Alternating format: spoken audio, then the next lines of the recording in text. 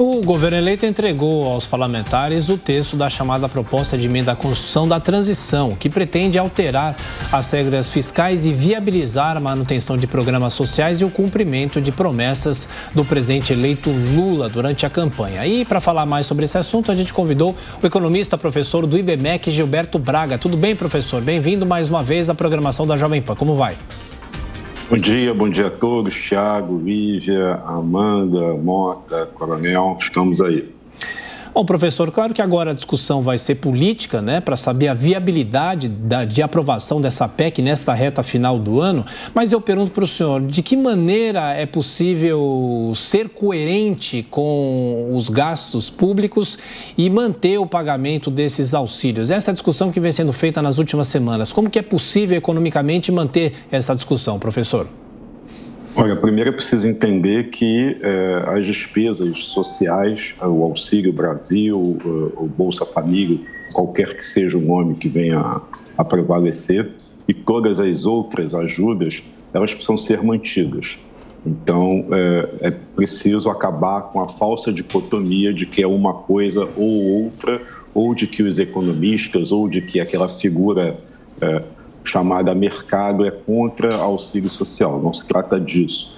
O que se trata é como tratar isso dentro do orçamento daqui para frente. Então, se essas despesas sociais elas serão tratadas à parte apenas no primeiro ano, qual é o valor dessas despesas sociais, se isso valerá por 4 anos, ou seja, por todo o novo mandato do presidente eleito, e se isso, em algum momento, volta para dentro do orçamento. Então, filosoficamente, é preciso dizer a necessidade, ao reconhecimento social da situação de emergência, da necessidade do pagamento desse auxílio.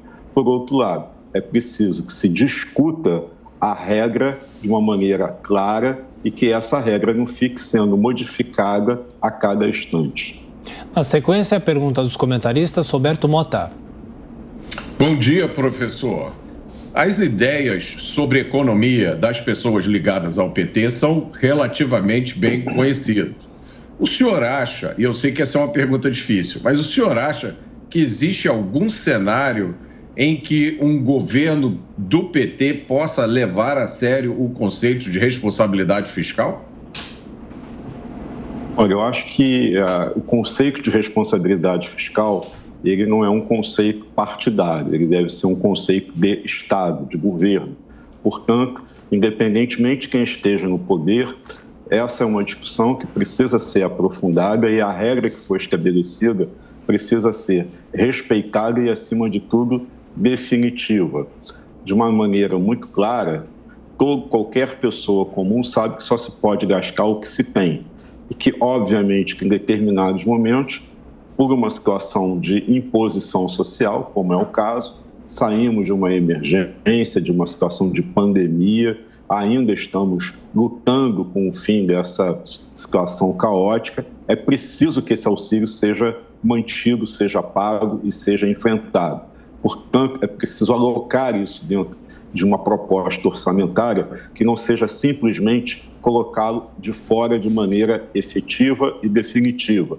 O governo não tem uma máquina de fazer dinheiro escondida dentro de casa ou enterrada no quintal. Não dá para ficar fazendo dívida pública indefinidamente, ainda que as causas, as justificativas, as motivações sejam as mais nobres possíveis. Qualquer que seja o governo, é preciso que exista essa regra e, independentemente se é PT ou não PT, essa regra tem que ser estabelecida e respeitada. Professor, seguimos com a pergunta de Amanda Klein. Professor, bom dia. Por essa sua última resposta, parece que o problema, então, passa a ser a regra da âncora fiscal, porque a do teto de gastos claramente não vem dando certo. O professor Braulio Borges, deve ser seu colega aí de outra instituição, da FGV, fez um levantamento recente, mostrou que o governo Bolsonaro estourou o teto de gastos em quase 800 bilhões de reais. É óbvio que é preciso ponderar que grande parte desse estouro se concentra no período da pandemia, ou seja, era necessário. Mas ainda assim o teto de gastos foi furado depois desde a pandemia, em inúmeras ocasiões, na PEC dos precatórios, em ano eleitoral, na PEC kamikaze. Que outra âncora fiscal, na sua visão, que outra âncora fiscal seria aceitável e ela deveria ser discutida neste momento de forma atrelada, ou pelo menos haver uma sinalização junto com essa PEC da transição? Olha, Amanda, a solução para essa questão que você levanta com muita propriedade, ela não é uma simples fórmula matemática. Isso, academicamente, qualquer economista, qualquer trabalho de conclusão de curso na área de economia, os alunos são capazes de fazer. Portanto, tem que combinar a questão monetária com a questão política da viabilidade e do respeito à regra e da manutenção daquilo que for acordado. Com relação ao teto de gastos, a gente precisa entender, usar uma figura aqui de comparação. É como se alguém falasse assim, olha, você tem que pegar 80% um salário mínimo e pegar esse um salário mínimo e gastar tudo em subvenção.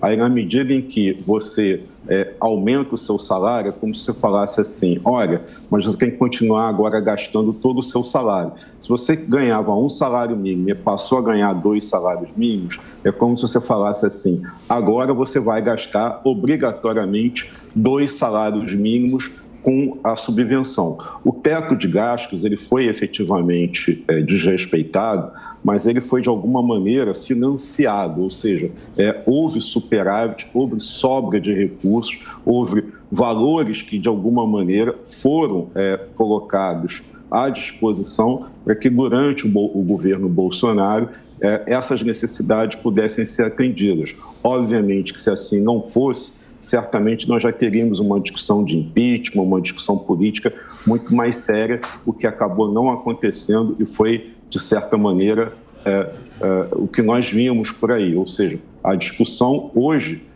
não é se precisa ou não dos gastos sociais. Eles virão. Então, é preciso discutir dentro da nova regra qual é essa âncora. Não existe saída mágica, mas tem que ser uma saída negociada e respeitada. Há 3 ou 4 propostas do mercado que já são cogitadas do ponto de vista técnico, acadêmico, mas é preciso que se converse com os partidos, é preciso que o próprio presidente eleito com a sua equipe, que não se conhece ainda qual será, possa efetivamente aceitar e trabalhar com uma regra que não seja só para iniciar o próximo governo, mas que seja uma regra estabelecida e que preveja para a economia previsibilidade, para atrair investimentos, gerar mais empregos e progresso. Professor, e rapidamente para fechar, a pergunta do deputado Coronel Tadeu. Professor Gilberto, bom dia. Eu queria fazer 2 questionamentos bem simples para que a nossa audiência entendesse o que significa gastar 200 bilhões a mais por ano. O primeiro, em quanto tempo nós poderemos ver a inflação batendo a porta das famílias brasileiras? E o segundo momento, não seria melhor o PT vir com um raciocínio inverso, ao invés de querer gastar mais, vir com uma proposta de enxugar ainda mais a máquina administrativa para encontrar essa abertura de 200 bilhões de reais? E isso, se for estendido para os próximos 4 anos, isso chega a 800 bilhões de reais, quase 1 trilhão. Eu acho que o Brasil não aguenta. Bom, vamos lá. Primeiro, não há nenhuma condição de se economizar essa quantia com corte de despesas nesse momento, seja por 1 ano, seja pelos próximos 4 anos.